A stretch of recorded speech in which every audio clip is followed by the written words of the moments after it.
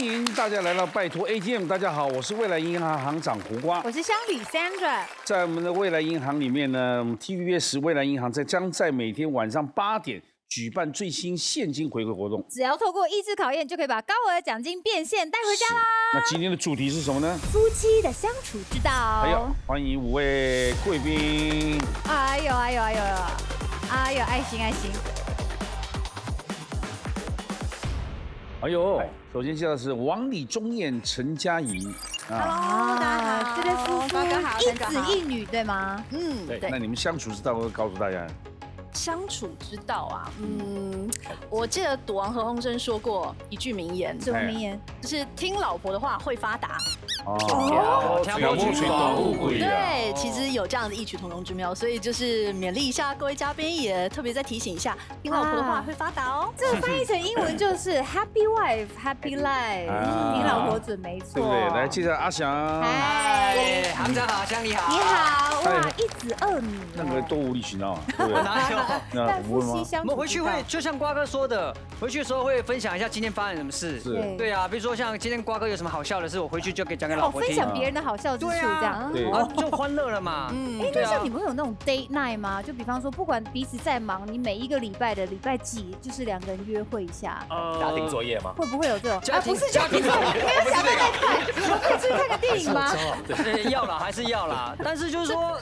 不会是固定，因为我们工作实在是有时候外景是时间不固定，所以呢，知道我这几天没有外景的时候呢，他也会空下时间来，那就会一起去吃个饭或看个电影。接下来介绍阿虎。阿虎刚结婚，算新婚啦。算新婚是多久？就是那个母亲节结的嘛，到现在，所以不到1年啊，所以每天都很开心。现在还在浪漫恩爱热恋期，有人是母亲节结，父亲节就离婚。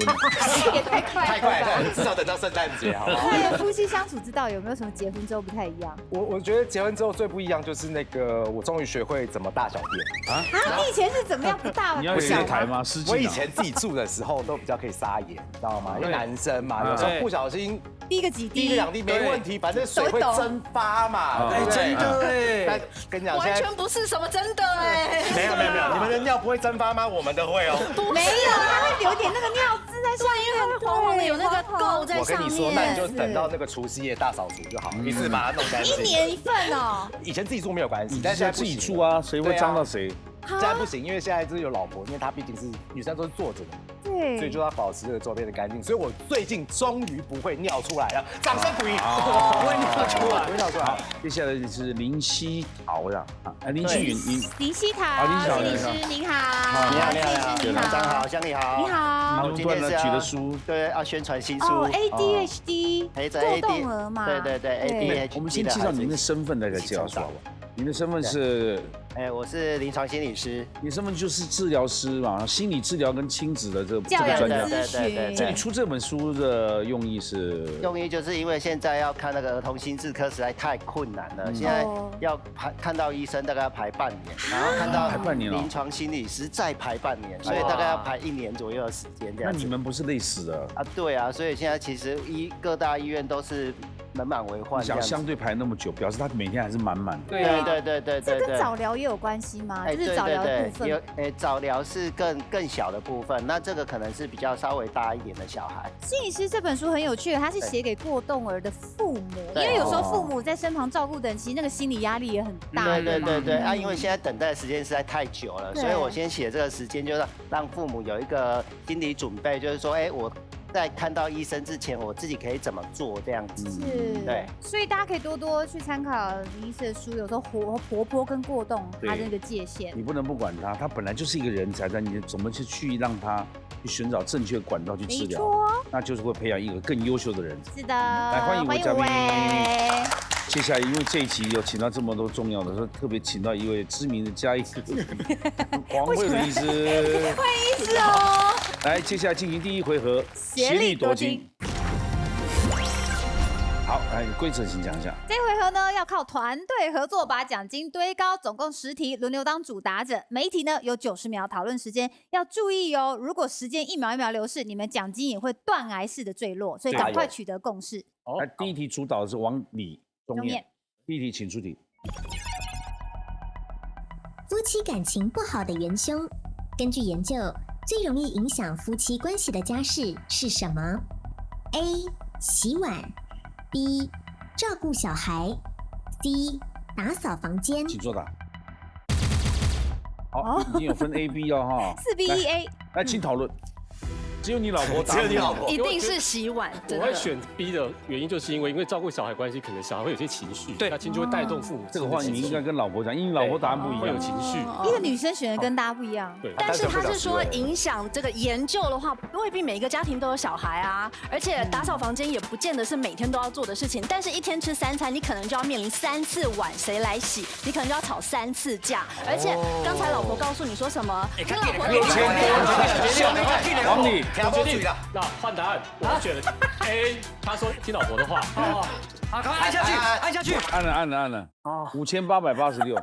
哎，你们四个人被他老婆拖了，都。其实有道理，有道理。他说有道理啦。然后说有些那个夫妻家里是没有小孩的，的确这是一个。但是我已经觉到了。但是如果真的有像我有小孩，我真的觉得照顾小孩可能会是一个原因，因为会有价值观的问题，对不对？那洗碗机可以都买啊。靠洗碗机就好了。对啊，你买洗碗机丢进去洗就好了。那也不是每个人都有洗碗机，不是每个家庭都会有洗碗机啊。那会买洗碗机，就是代表他们会因为洗碗而吵架，不是吗？就是不想做洗碗这件事情。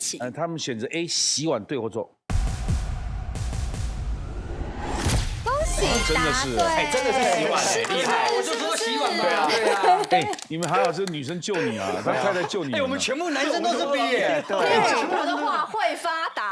王说的，这个也是王理肯听啊，真的。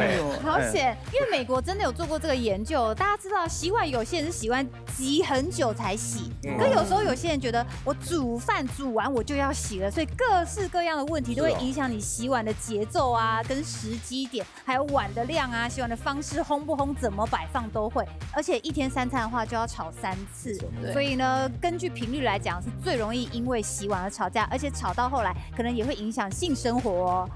晚餐洗碗的时候，你如果不高兴，你今天晚上就不要动老娘，yes， 饿肚子就饿肚子，知道了吧？恭喜有奖金5886，哎呦，累计5886。第二题是陈嘉怡，来你来当主导，来请出题。亲子网站调查孩子们最喜欢的儿歌，请问最让小朋友们喜欢的儿歌是什么类型 ？A. 流行音乐 B. 童谣 C. 卡通歌。请作答。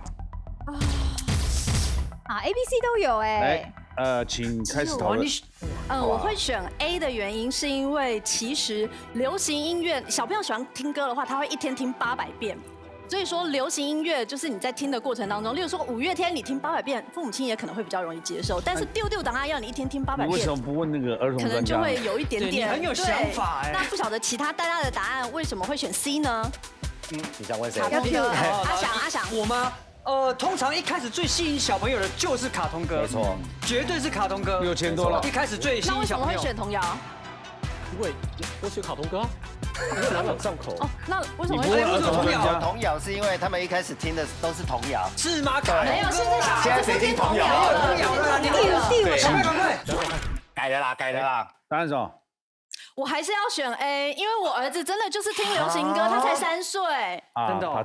不但是对阿帕兹 Queen 卡什么的，然后你再长大一点点，孩子们未必是小的，他可能再大一点点，他会听抖音歌，现在也很流行。小朋友看那个有没有恐龙当那种恐龙短视频啊，恐龙台那种，外国人不是常常在有一个画面色彩很鲜艳动画？你说那个累积类似那个累积的都几十。其实我的小朋友也开始听流行音乐了，真的。但是他一开始真的是卡通歌曲，应该一开始我们给他看、给他听、给他看，不会是流行音乐。哎，那我们请教专家一下，你为什么选择童谣？我觉得因为小朋友其实童谣对他们来说朗朗上口，然后很常会听到，然后其实我们在逗小孩的时候也都是先从童谣开始，我们很少会说唱流行音乐歌啊，那个我们也很少。可是我们现在还有童谣吗？有啊，丢档啊，那很久了，很久这个听了，小星星的，什么加玛卡、两九卡，对，已经没在唱了，没有人在唱这个吗？有啊，然后你去买那个童谣的歌本，一开始给小朋友按的都是童谣。流行音乐对或错？恭喜答对。就是流行音乐，对吗？他的经验法，不要再反驳他了，喜欢听流行音乐。想不到吧？流行音乐，而且特别是那种洗脑式的流行歌，你猜猜看哦，《孤勇者》居然是小朋友超爱唱陈奕迅的《孤勇者》啊，然后还有《热爱105度的你》啊，然后这些都占了占了大概1/4，他们全部都会唱。那接下来英文童谣像 Baby Shark 啊，是，哇。这2题都是老婆的功劳，老婆的车分，完了，有点厉害。对，还好这题他主导，上一题是他老公一定要听他的，所以接下来就不晓得。不会，我们现在5个人还跟我们其他4位都有共识喽，我们都决定都听他的，没错，这样压力好大。阿翔主导，来，请出题。小孩发烧时，医生都会开退烧药，请问退烧药的主要作用是什么 ？A. 让身体暂时不发炎。B. 让身体舒服一点 C. 麻痹痛觉神经。请作答。哦，你们不一样 ，A、B、C 都有啊，请开始讨论。林医生，对，答案是什么？我觉得我是选 B， 因为我是觉得它只是让身体稍微舒服，身体不舒服让舒服一点。因为我选 C 是我这3个我。退烧药就是让你退烧的，为什么没有退烧这个功能呢？其实退烧药的话，它应该是让他的身体稍微降温一点点，让他感受舒服一点点。但是应该没有办法让身体不发炎，所以 A 是先排除的。所以应该是 B 啦，B 比较有可能。而且他不会因为吃了退烧药就不会感觉痛。好，所以 C 啊，可以问一下我们那个黄医师吗？不行，我确定了，改 B 了。差点就回答你了，差点就回答我，太故意耶，差点。等你们选完，他才可以回答。我差点他就回答你了，我就把他赶出去。不要听我啊！我讲话喽。变成那种老师，你看他。想说，所以你们选个 B， 因为人家夫人也选 B 嘛，医生也选 B 嘛，就完全不管阿虎存不存在。他刚从来没有要问我的。我时间紧迫，对这个医学的我们就问医生，对，然后当然这个我们陈主播一定要问到，其他的我们就算了吧。没错。阿虎术业有专攻，你刚刚选什么？我选 A。我想说身体不发炎就不会不舒服啊。哦，你说药会让身体不发炎？对啊，是不发炎，暂时，它只是暂时。那他们选择的是让身体舒服一点，对或错？恭喜答对，医师你现在可以厉害。对，等一下回答之前，你看大嫂的3题都答对了，好厉害！来，请开始。退烧药真的就单纯就让你觉得舒服一点而已，因为我们人其实发烧是一个反应啦哈，我们受到外在的病菌、细菌、病毒进来，我们自己分泌一个前列腺素，逼自己把体温升高，为了要抗菌抗病。那时候人就会病恹恹的、懒洋洋，很不舒服。那小朋友就看他无精打采了，那我们就希望说赶快把它设定点降下来，让它改善。那所以其实退烧药它纯粹就只是降低体温设定点，让它舒服，它没有抗发炎的效果，那叫做消炎药。那至于疼痛，其实我们都知道解热镇痛嘛，像我们最常听的什么普拿疼啊、西安芬，它可以解热也可以镇痛，是因为前列腺素也会有一些影响到痛觉。那所以我们把它前列腺素抑制了，也是有点缓解疼痛是没有错，而不是退烧的用途啦。这样。那如果这样子，有的人他不吃药的，他是怎么样去？他是靠身体的免疫力去把它抵抗嘛，对不对？其实如果说像瓜哥提到，如果我们现在发烧，你觉得还好，就你体温你量起来或许385了，成年人，或者说跟他说我们成人可以忍受到39，你觉得说385还 OK 的话，你就先多喝一些水，让身体擦热热，给他自己去发汗，因为你在抗病，在抗菌，那时候给他退烧来。其实没有关系，不用说一定要看到383了385，赶快吃退烧药，这不一定是正确的。那小朋友要看活动度，你看他发烧起来就很不舒服了，不要再忍耐了，你要让他能够吃能够喝，精力恢复他才好得快。不要说不行，医生说可以再烧一点，再烧一点。对啊，不是说会烧过头会有点影响那个脑力发展，所以那会而且甚至会有点热痉挛啊，以前很多烧坏掉的，对，不可逆，所以就要观察那个发烧的时候你的感觉。16860，很厉害了。来，阿虎主导第4题，来请出题。香菜被许多人讨厌。根据网络大数据调查，哪个蔬菜被评为仅次于香菜的最恶蔬菜 ？A. 青葱 B. 茄子 C. 小黄瓜。请作答。哇 ，A、B、C 都有，他们超不团结的，超级每一题都 A、B、C 的。来，请开始讨论。啊，我就直接，我为什么选这个茄子，就是因为以前大家说不喜欢吃什么，就说我不吃茄子啊，啊，不吃这个什么苦瓜什么的，那这边没有苦瓜，所以我们就选茄子。但我比较想要问的是我们的陈主播，你为什么选的是？其实这题真的不能问我，因为我个人就是不爱吃，非常讨厌吃小黄瓜。对，所以你可能要再问一下。个人啊，我是个人。我跟你讲，我觉得是青葱啊。青葱为什么？有时候我们去吃那个面摊就切小菜，有没有？不加葱会有这种。哦，没有听过不加茄子，对不对？对，所以因为茄子太贵了，6000多了，有道理。好，那我觉得我的答案是 A。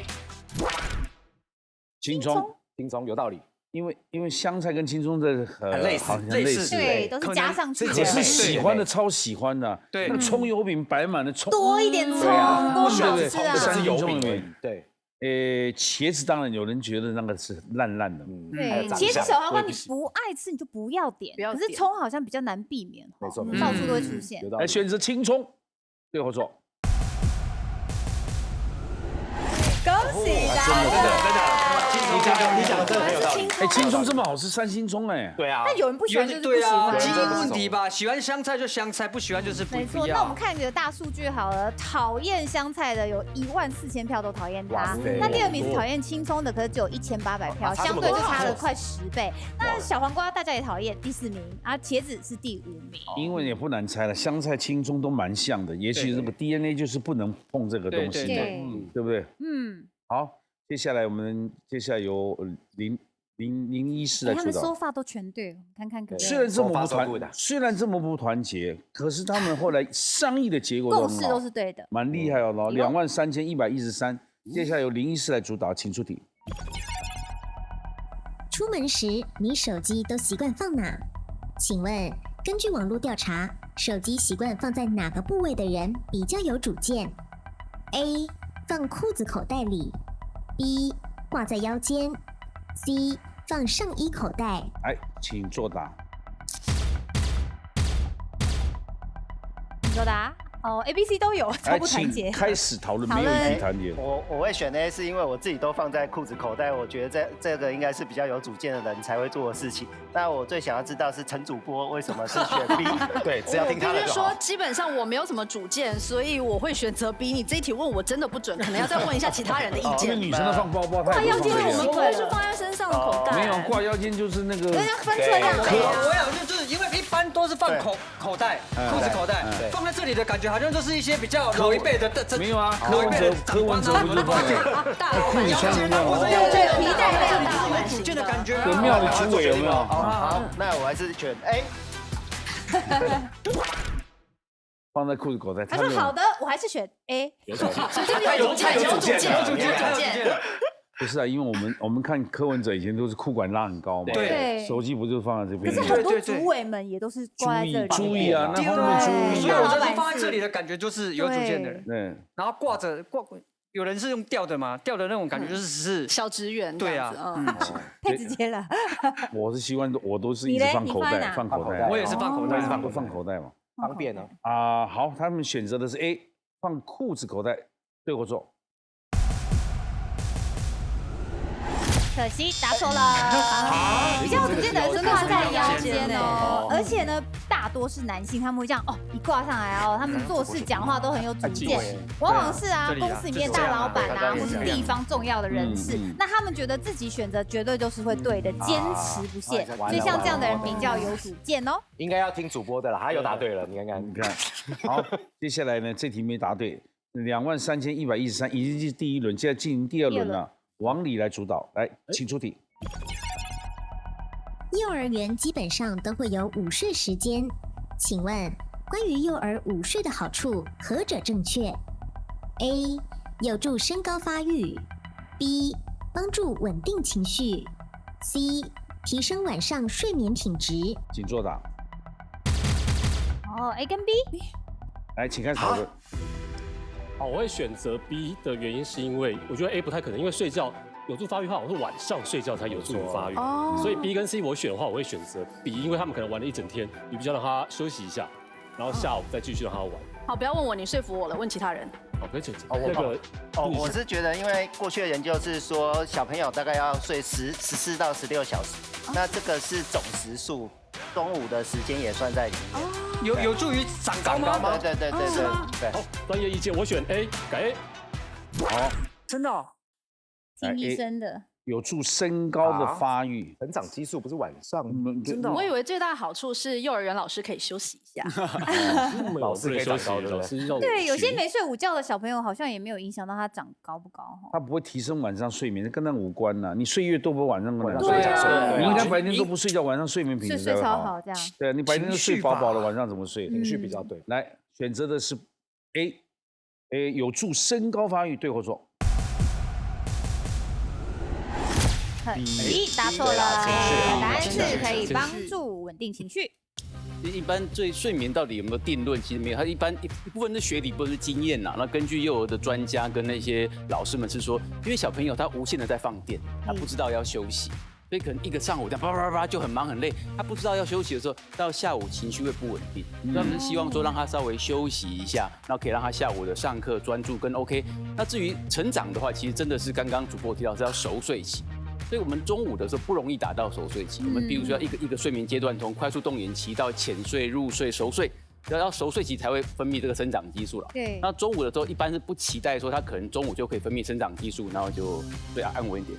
那至于说晚上睡眠品质会提升的话，其实不太可能，是因为甚至有研究说，如果大孩子你中午睡了，晚上反而睡得比较不好，所以其实是不一定的。所以应该还是要稳定情绪。对啦，中午睡一下，那个傍晚才不会欢。对，有时候欢起来。对。好，接下来又到我们陈佳怡来主导了，请出题。好。 交友软体吸引不同族群的用户。根据约会网站调查，2022年以来，哪一个族群的用户成长最快 ？A. 大学生 ，B. Z 世代 ，C. 银发族。请作答。啊 ，B 跟 C 没有 A， 来，请开始讨论。 好，这题我选 B， 但我没有那么确定。但我想要先听听看，为什么选银发族？因为我觉得最近长辈使用3C 的频率真的近几年来越来越高了，所以我觉得接触到这种 app。阿虎觉得呢？对，就是因为他是成长快嘛，代表说他以前可能都这个长辈都没用，然后最近大家学会用，所以那个成长速度就飙高。以前没用应该是小朋友，小朋友现在用量非常大 ，Z 世代新生代用量成长非常快。 哎，你时间6天多了。那我想要选择 C 耶。你按了，快，不然你潜意识在流失了。改答案了。应该是银发族吧？对，而且那个林心理师也是选 C 嘛。对。因为其实越来越多老人也有手机成瘾的问题。可是约会网站呢，老人还特别去约会网站。他可以约会啊。 老人还是可以约会啊，交友软体，因为他不是问哪一个用户最多，他不是问哪一个族群的用户最多，他是问成长最快。来选择银发族，对或错？恭喜答对！对。那这两个网站呢，我也是昨天查了一下，这两个网站叫做 Field， 还有 Match， 他们这两个网站呢都是60岁以上或是50岁以上的族群的成长暴增，那成长了340%。 或是啊，它整个年长的占使用率的将近1/4。哇哦！你看我的影片，你只要找老人家的，都100多万。黄西田那个，黄西田，就不用谁在看，当然是就是银发族在看了，所以他是真的有在成长啊，是，对不对？好，接下来你们奖金是29,273。接下来由阿翔来主导，请出题。创造舒服的搭档相处关系，3观合拍很重要。 请问，3观中并不包含下列哪一项 ？A.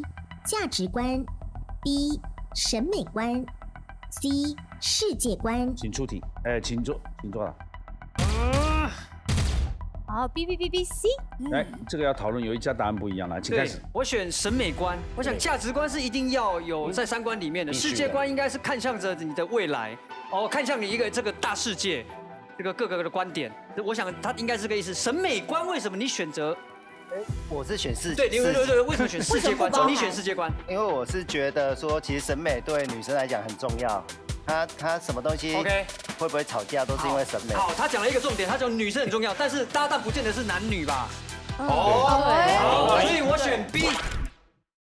他们选择的是审美观，不包含在里面，对或错？ 恭喜答对！其实3观是哪3观观、世界观、价值观，还有人生观，就看呢你用怎么样的角度去看世界，还有你做决定、引导你做决定的那个价值观，还有你的人生，你想要追求什么东西。所以3观是这3观哦。好，接下来的你们的奖金有累积的累积到35963，剩下2题了，阿虎时间，主导了，阿虎主导，来，请出题。台湾人每9个就有1个慢性肾衰竭，请问以下哪项食物被医师评为伤肾食物第1名 ？A. 珍珠奶茶 B. 日式拉面 C. 三宝饭。请作答。好 ，A 跟 B 都有。好，没有人选三宝饭。这个有意见不同，也要讨论。好，这个我选 A 啊。对，你选 A， 你为什么选 A？ 好，因为大家都喝珍珠奶茶，因为人数比较多嘛，然后这个也大家最爱喝的东西。台湾人。那吃的东西不一定嘛。我本来想选三宝饭，可是大家都选拉面。先问一下这个王迪主播，太咸了，因为他是讲伤肾，伤肾，对不对？不是那个水果伤肾，对不对？不是，不要再做梗了，伤肾。好 ，OK， 那接下来大家少数服从多数啦。我的答案改成这个 B。因为拉面那个汤啊太咸了，而且他讲日式的，不，那上次也有写说珍珠奶茶也是会伤，但是第1名啊。但是我们要考虑一下，我们台湾人，我们可能每天都会喝珍奶，但我们不见得每天都会吃拉面。也不会每天吃三宝饭，会不会是这样？他讲伤肾食物第1名，应该说你每天吃不吃的比例上啦，比例上，日式拉面对或错？可惜答错了。各位朋友，最伤肾的是珍奶啊，真的。其实阿虎应该要坚持的，因为其实这篇报道是一位很有名的肾脏科医师他写，我们也看过那个文章，那我们大家都很认同，是因为这些食物都会了。他的意思就是说，这些食物都各有各的一些缺点，像大家刚瓜哥讲到那个拉面，真的盐分很高，那三宝饭他们是在乎说它那个热量太高，而且肉啦油脂类比较多，可能会高油高糖。那其实珍珠奶茶意思是想要强调说这个所谓的含糖饮料这件事情，因为一杯珍奶就700大卡，我们都知道说珍奶里面的高果糖糖浆或它加的那些糖，对我们身体很大的负担。我们台湾洗肾的最主要就是糖尿病肾病变，所以我们担心的是说，如果你摄取到那种糖，当你已经不断的喝糖分到超过你能够代谢掉的程度，就是糖分耐受异常，就变糖尿病了。那你就变容易有脂肪肝、胰岛素阻抗性、高油、高血压，都会衍生而来，到最后就会肾病变。行长，对不起，我在逼你跟我一起喝的。但我们有运动就不用怕。对，好，那继续。他讲的是说过量，一天要喝3-4杯的，每天喝的。之前不是有个新闻说每天都喝，把当水喝，然后马上肾就出问题。对，那不行，那糖分太高啊。我们说1星期碰面才喝1次啊。对。这样安慰自己吗？不是，他这样安慰自己说你们碰1个礼拜1次而已。可是他如果我们带外景的时候，他也会喝一下。我也碰1次，一个节目碰1次就喝1杯。好，接下来还最后一位吗？最后一题啦。林医师35963，林医师主导最后一题，请出题。我们常用橡皮筋绑食物，避免受潮。其实橡皮筋最早只有黄色，请问发明红色橡皮筋的原因是什么 ？A. 红色不易氧化 B. 加入红色防脏成分 C. 红色在地板上比较明显。请作答。好 ，A 跟 C。来，请讨论。请问那个陈主播是选 C？ 我选 C， 因为我觉得橡皮筋有的时候会掉到地上啊，红色真的是比较好找啦，这样子。那至于说氧化，我觉得可能跟红色没有太大关系耶。对啊，好，那我选改成 C。你多听一听别人的意见，一次就选你听听看。我也是要抢奖金的，应该是要抢到才行。你干嘛？8000多是你们停留最多的。对，目前为止，因为他只听1位意见，希望他对了，希望他对。我也觉得没有什么特别原因啊，只是因为好找得到而已。那便当绑橡皮筋还是有蟑螂啊。对呀。对啊，不会说没蟑螂。加入红色红色不易氧化吗？好像也没关哦。没有，橡皮筋会断就是会断，跟什么颜色没关系。那有可能 C 这么蠢吗？哎呀，找不到，然后换个颜色吧。但橡皮筋说实在放久了很容易断了。可是那个断不是因为氧化，不是因为颜色，它就是因为橡皮的那个弹力疲乏，所以 A 也许可以排除掉。而且还会有绿色的呗。对啊，有的时候会有。各种颜色都有。他们选择的是 C，红色在地板上比较明显。对，应该是对或错？恭喜！对，直觉。其实它一开始的橡皮筋都是黄色的，然后是2004年呢，英国他们邮政的时候常常都用那个橡皮筋这样捆着嘛，然后民众开始抱怨说，哦，跟地板颜色太相近啦，我们都找不到啊，然后一直的抱怨，所以呢，整个厂商呢制作的就把它改成红色的。那市面上其实不止红色，有各式各样的橡皮筋都出现了。就比较能分辨了，不然会找不到的。对啊，说真的，这样掉红色好像最好找，现在不是各种绿色也有，绿色也有，对啊。你们通通答完了，奖金是44,065，哇哦！但是我们把它统一一下，变45,000块。哎呀，谢谢行长。接下来的单元，你们5位只有一个人脱颖而出，可以挑战45,000块的奖金啊！接下来进行下一回合，唯我独拿。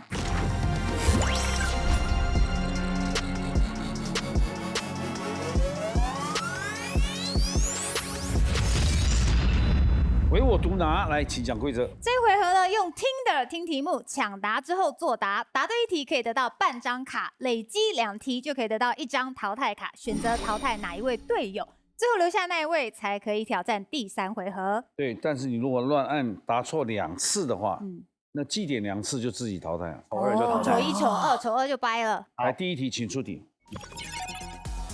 睡觉流口水是因为嘴巴太湿，还是嘴巴太干？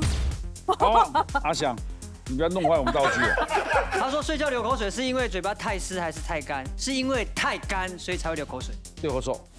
啊，对。恭喜答对！我们在睡觉的时候口干舌燥嘛，所以我们唾液腺就会分泌，然后让它润滑一下。那怎么避免这个状况呢？白天一定要摄取足够的水分，你晚上就不会流口水啦。OK， 好，有半张卡了。来，下面一题，请出题。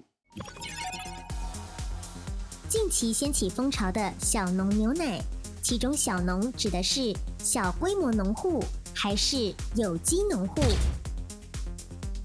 嘉怡，为什么小规模农户？因为有机的定义好像是有一个特别的认证的流程，所以有机是有一个专业的定义存在的，小规模农户就对了。所以我认为是小规模农户。对或错？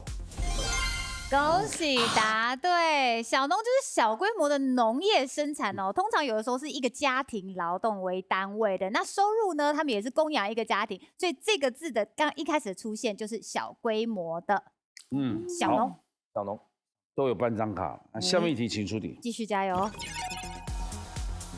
发高烧就医时打点滴，其主要效果在于加速退烧还是补充？打点滴真的是补充水分，补充水分，对或错？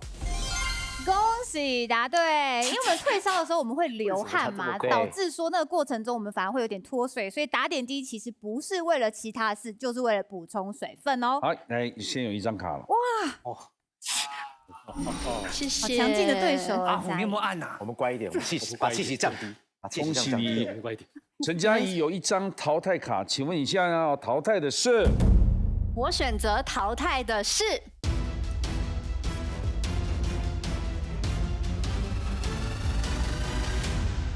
心理师。因为我刚刚已经偷偷听到他想要淘汰我了，所以我只能先下手为强了。对不起，对不起。好，没关系。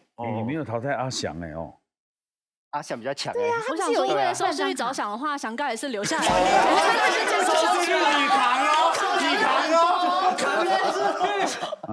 OK， 来。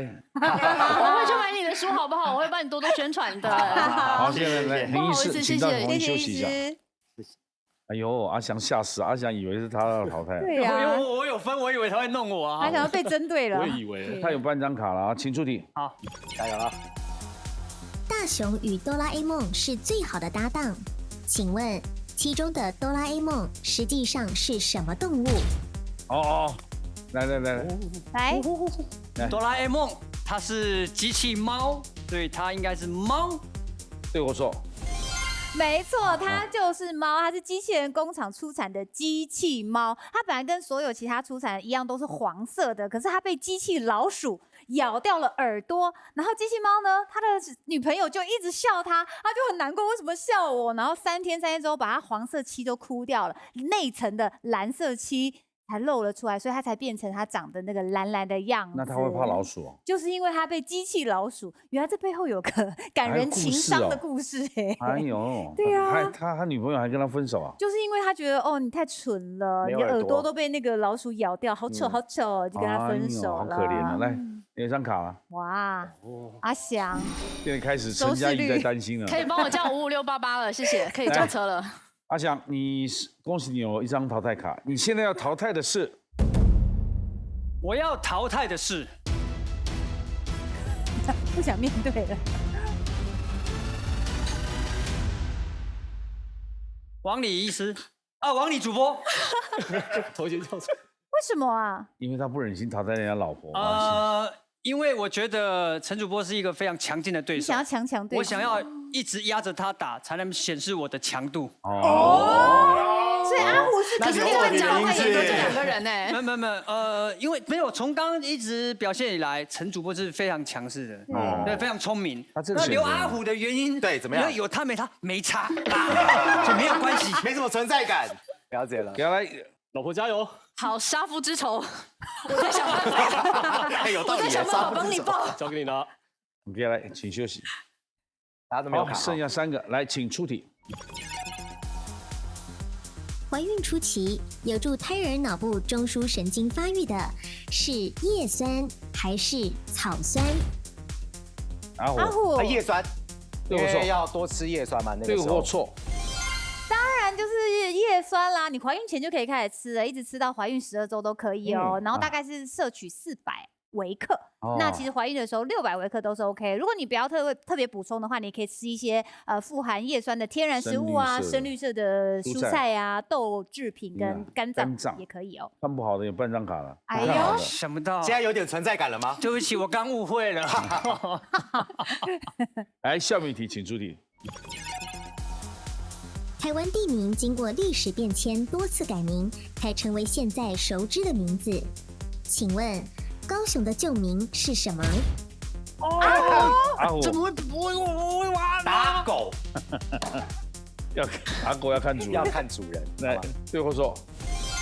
恭喜答对，整个瞬间存在感都刷上去了。就是打狗啊！400年前，1603年哦，有一本专门写台湾人文地理的《东繁记》，就是说打狗代表高雄，那时候也有记载大园代表台南，然后这2个呢是同时列为台湾历史的2大海港。那时候嘉义叫猪罗嘛，猪罗，基隆吧，嘉义叫猪罗，然后基隆叫基隆，基隆就是基隆啊，只是写的字不一样。对。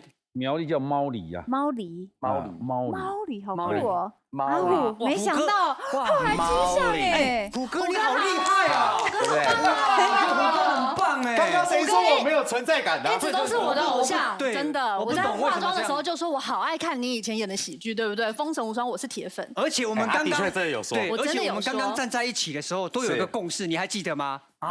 有没有？现在是密室协商了，是不是？谢谢虎哥，恭喜阿虎有一张淘汰卡。打狗看主人呐，真的哎！请问你现在要淘汰的是？我要淘汰的是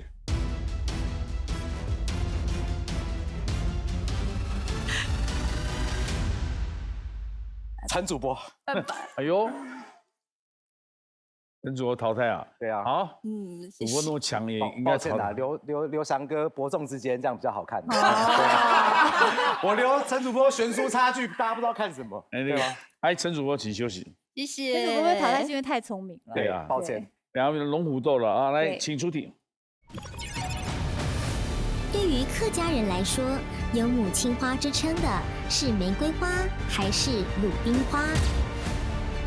阿虎，鲁冰花，对或错？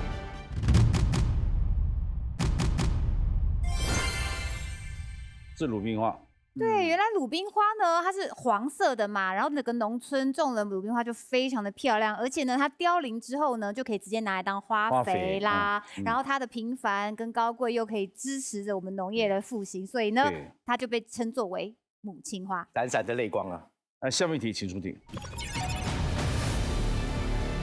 越南版本的12生肖当中，兔子被舍去之后，换上了。请说。我知道，这我知道。是猫，猫对我说。恭喜答对啦！越南是属牛、虎、猫，因为呢兔的12地支相配就是卯年，然后跟那个发音猫很像，而且啊，记不记得龙后面是蛇？那蛇就叫做小龙嘛。那今天呢今天虎之后是什么？猫也很合啊，因为猫就是小虎嘛，是这样子算的。请出题。台湾房屋墙壁在靠近地板处常漆成深色来区分，原因是要防潮还是防脏？阿虎，防脏，对或错？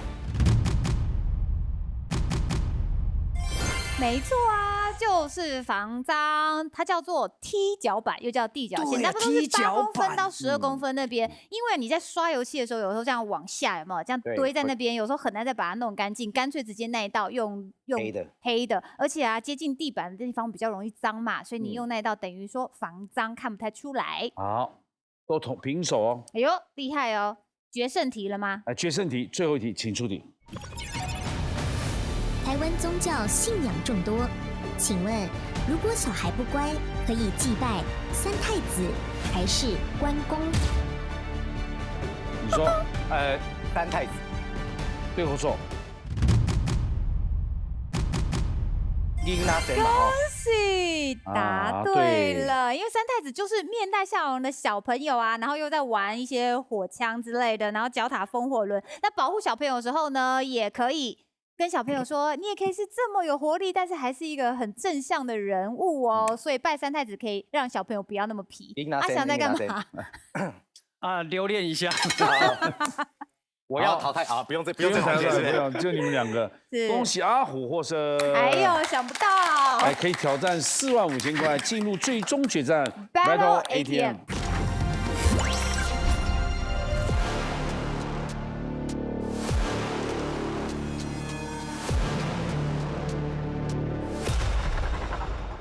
恭喜阿虎有45000块挑战权，来请拿卡。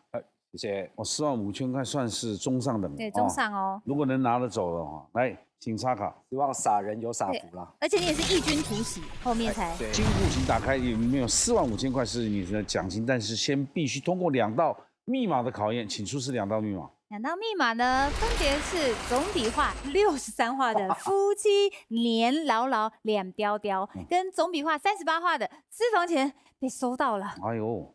夫妻两雕雕63画，这个笔画那么多，会是什么啊？63画很多哎。举案齐眉，举案齐眉，形影不离算是吗？琴瑟和鸣，如胶似漆，如胶似漆。哎，可是有63吗？如胶似漆，胶很多是漆也很多笔画。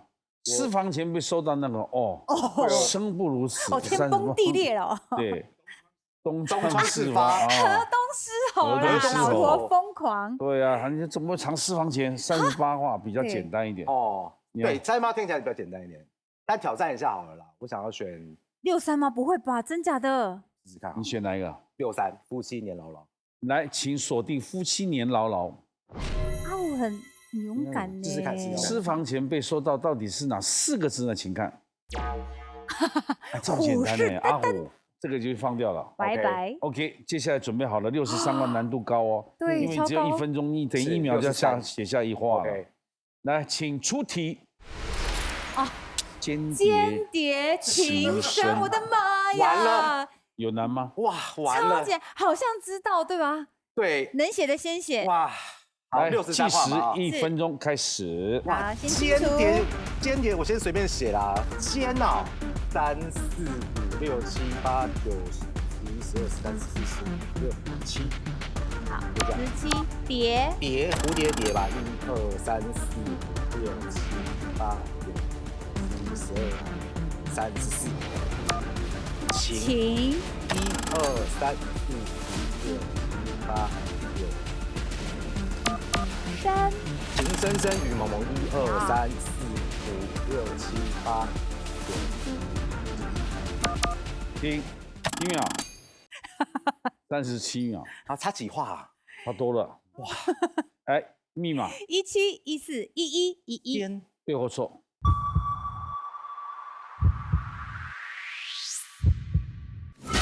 37了，所以他还有23秒。23秒。来，请计时开始。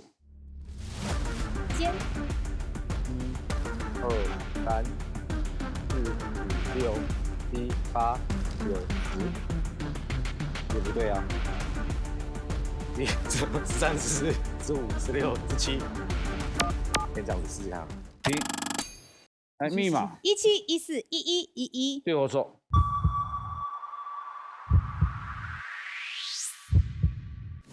错。还有机会。还有机会。还能再加。你第一个字变成谦虚的谦了。谦。那个盐不要的话，这边是写对，还有少一半哦。对。换个部首吧。哎呦。哦，知道了，知道了。那你第二个字也是要改哦。哦，知道了，知道了，知道了。开始。1、2、3、4、5、6、7、8、9、10、11、12、13、14、15、16、17、18、19、20、21、22。别。1、2、3、4、5、6、7、8、9、10、11、12、13、14、15、16、17、18。停，你时间刚好到了。来，密码。2218 1111。对我说。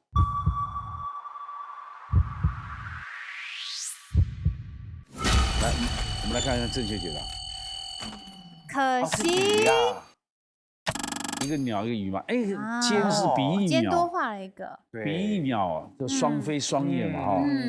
蝶就是那个比目鱼。哦，那它只有单只眼睛，要一起才有意义。好像一只才等于一只眼睛一样，所以感觉是粘在一起的。OK， 间谍，请神，谢谢，拜拜。可是很有勇气耶，挑战多笔画。谢谢。可惜。真可惜。虎视眈眈虽然简单一点，可是那眈你也不一定写得出来，对不对？第一时间可能想不到眈。好，谢谢你们，谢谢医师今天来参加我们节目，谢谢大家。晚上8点锁定，拜托 ATM。把智慧变现，谢谢大家，谢谢，感谢，谢谢。